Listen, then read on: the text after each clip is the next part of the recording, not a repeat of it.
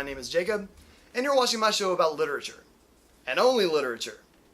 Today's episode is going to be very interesting because we're going to be looking at the film adaptations of Conan the Barbarian, namely the first one which stars Arnold Schwarzenegger.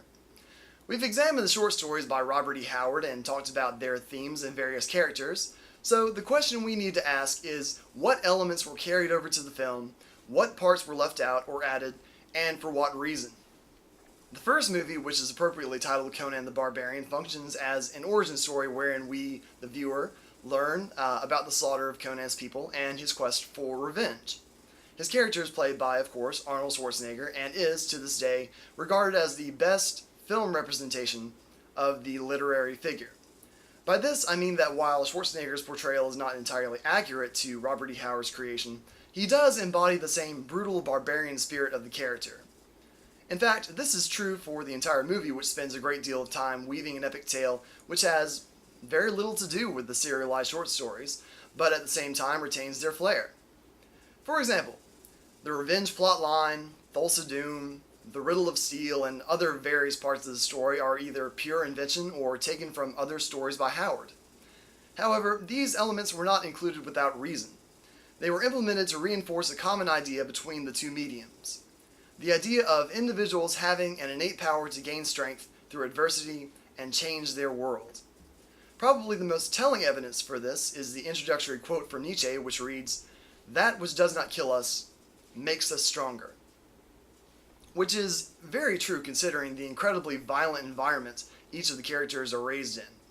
As we see in the first movie, Conan's entire village is annihilated and he is sold into slavery, which is only slightly more terrible than his literary counterpart, who is a battle-hardened professional mercenary by his early teens. In both cases, each character is placed in constant peril where he must adapt or die. The necessity of violence in overcoming opposition reflects itself in Conan's response to the question of what is best in life, to which he replies, "To crush your enemies, see them driven before you, and to hear the lamentation of their women." Interestingly enough, this is a rough quote from none other than Genghis Khan, and it epitomizes a kill or be killed mentality. In Conan's world, you're either a hammer or a nail, one who strikes down or one who is struck down. This attitude is directly tied to the Riddle of Steel, which is, in itself, intimately linked with the central theme of the movie and the short stories. It refers to the complex method of forging steel, which was, at one point in time, a very closely guarded secret due to the fact that it represented a huge technological advantage. Whoever possessed the answer to the Riddle of Steel could be assured great power. But Thulsa Doom makes an excellent point during his conversation with Conan when he argues that the answer to the Riddle of Steel doesn't lie in the forging of steel itself, but rather in the strength of the wielder. He says, "Yes, you know what it is, don't you, boy? Shall I tell you? It's the least I can do. Steel isn't strong, boy. Flesh is stronger. Look around you. There, on the rocks. A beautiful girl. Come to me, my child," as he coaxes the girl to jump to her death. "That is strength, boy. That is power. What is steel compared to the hand that wields it? This is the answer to the Riddle of Steel. In the mold, all men are equal.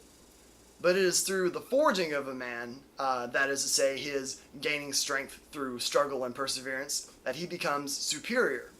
Thulsa Doom realized the limitations of a physical weapon, and so sought to find something better, which he achieved by establishing his snake cult. Wikipedia states that it was the director John Milius's desire to structure the film as a commentary on civilization and Nietzsche's philosophy on the power of will. And I would say that he accomplished his goal. We walk away with a very clear picture of what it means to be strong and to have the ability to impose one's desires on the world. As someone who has read the original stories by Howard, I can say that I was never disappointed in the execution of the movies.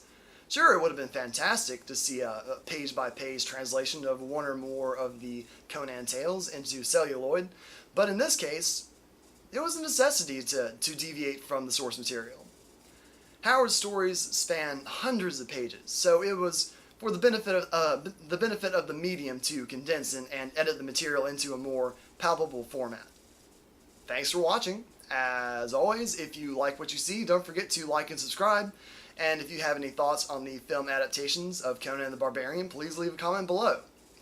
By the way, how do you guys feel about the new Conan movie coming out in a few weeks? Personally, I'm very excited to see how it pans out. To me, it looks like it's going to be a more closer following of the Howard stories than the previous movies. Stay tuned for the next episode as we don our hunting caps and magnifying glasses and delve into the world of Sherlock Holmes. Peace!